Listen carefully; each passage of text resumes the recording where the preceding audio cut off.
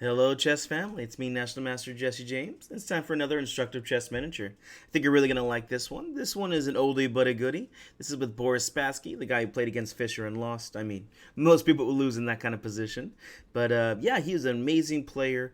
And this is actually one of his first games that becomes really known for him in Russia, at least at the time.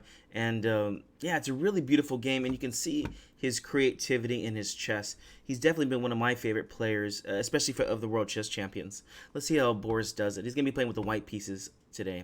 So we start up with d4, d5, c4, d takes c4, the Queen's Gambit accepted. An oldie but a goodie again.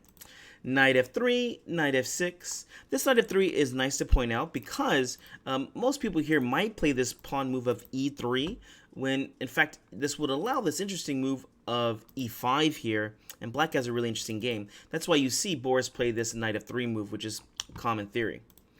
Knight f6 gets played, pawn to e3 now that e5 is covered.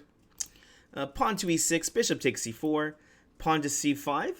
Of course, in these d4 games, if you're going to try to get equality, you need to play c5 at some point to try and disrupt this strong center. All right, castles happens. Pawn to a6, a nice little pawn move here to gain space on the queen side. Typically in these games, white will go for king side attacks and also have a very strong center. What does that leave black with? Well, black will also go for the center, but also gets a strong queen side. And here the idea of b5 is very, very strong, as you can create a pawn majority, 3 versus 2 over here. Or if you want to be a little bit more solid, you can take on d4 and either try to create an isolated pawn or get an equal game. Because after pawn takes, if they take back with the pawn, that's isolated pawn. If they take back with the knight, well, that's just equal game, and then it's anyone's game at that point. All right, it's white to move now. Boris goes ahead and plays a very nice move here, queen to e2. It's really cool to see how theory changes throughout the years here. This queen e2 is a very nice and strong move.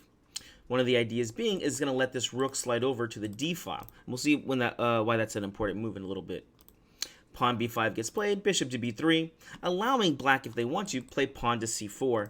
And the c4 move is pretty interesting, but this does give white quite an advantage. Remember, the old adage, whenever your opponent's king is in the center, you want to open it up. And, well, here, black is better off trying to, again, attack this center rather than just close up the queen side. This gives white plenty of time to attack in the center, so this move, c4, is just a little too aggressive, especially because you don't have many pieces out. So his opponent goes ahead and plays knight to c6, and this is the reason why we went ahead and played this queen e2, even though it was a bit earlier, so we can play rook d1 at the perfect time. Is it time right now? No, we can still keep developing here. Knight c3, c takes d4, and only now is the right time. We go ahead and play rook to d1. Boris, a very strong chess player, knows the strength of having an isolated pawn. A lot of weak players just think isolated pawns are bad, we don't want them. Yes and no, right? Whenever you become a strong chess player, you're able to gauge whether it's going to be good or bad for you. And, well, isolated pawns not only are weaknesses, but they do give you attacking chances. And, well, if you want to try and win a game, you're going to have to take a chance on pushing for initiative. Boris is plenty happy to do it. You should be too. Here we go. Rook to d1 gets played, and bishop to b7. If anyone is here is thinking, maybe we should take the knight, you're definitely thinking wrong here. White is just getting a huge advantage here, not because of winning the queen as much, but because we have such a big lead in development. The game is not going to be too good for black in these lines. Just rook takes, knight takes. I assume you don't want to lose the right to castle. Pawn takes, bishop b7, pawn to c4. And yeah, just it doesn't feel like black's getting anything in this position. White still has a good hold on it. All right, back to the game. Bishop b7 got played. E takes d4, of course. We talked about this already. Knight takes d4 is not a move you want to play here, even after knight takes. Rook takes. White has a minimal advantage at best. I mean, actually, computer's saying black's actually better now, which I don't know if I can quite believe that. But again, because of the symmetrical pawn structure or the same pawn structure, white cannot claim an advantage. So at this point, it mostly becomes about development. And, well, you could play knight takes d4 and then take back with the pawn. But remember, whenever you're attacking, you need more pieces. So pawn takes d4 makes the most sense to me. Knight b4 here.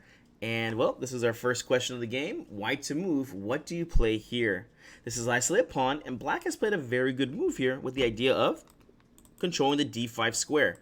Oof, and look at that. We got 1, 2, 3, 4 pieces here guarding this d5 square. What do you play here as white to keep up the initiative? Remember, I do recommend that you push pause. All right, what do you play here? Oh my gosh, this is such a beautiful move. This move may seem impossible to those who do not study isolated pawn, but for those who study it, it still looks impossible, but we know that we can still play this move. Believe it or not, it's actually the move pawn to d5.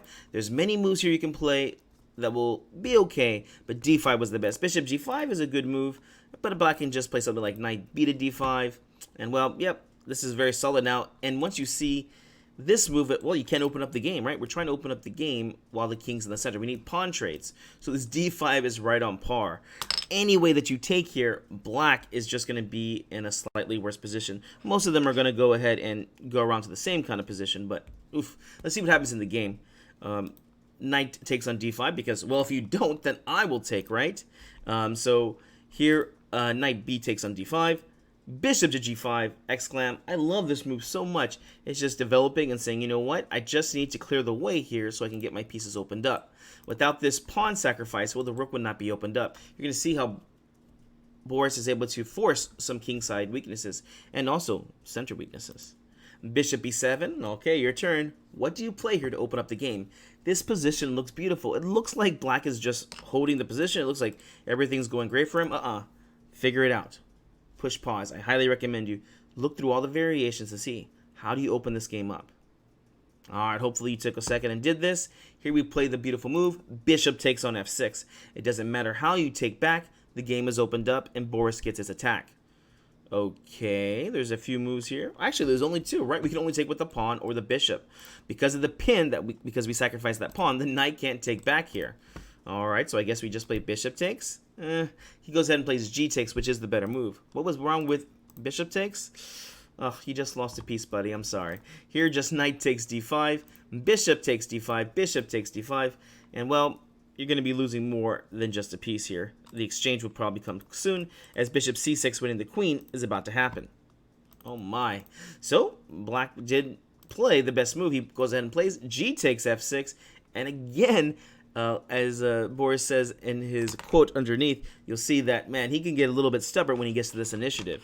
Here we go. Knight takes d5, bishop takes d5, bishop takes d5, pawn takes d5. Beautiful, beautiful. Now we have the isolated pawn for black now, and, well, white has the king in the center here. All right, let's keep building up this position. Here we see it's a good knight versus bad bishop.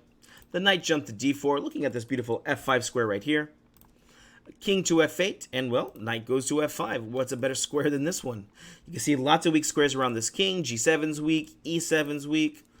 Unfortunately for black, black makes the losing move here. Well, maybe a few other losing moves here, but white's able to get a stunning, beautiful ending here.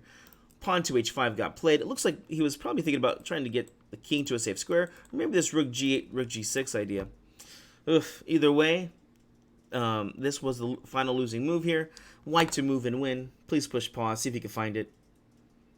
I feel like today this is such an amateur looking move that everybody can find this, but it still was quite beautiful. Like I said, he did this when he was very young and became very famous with his chess game.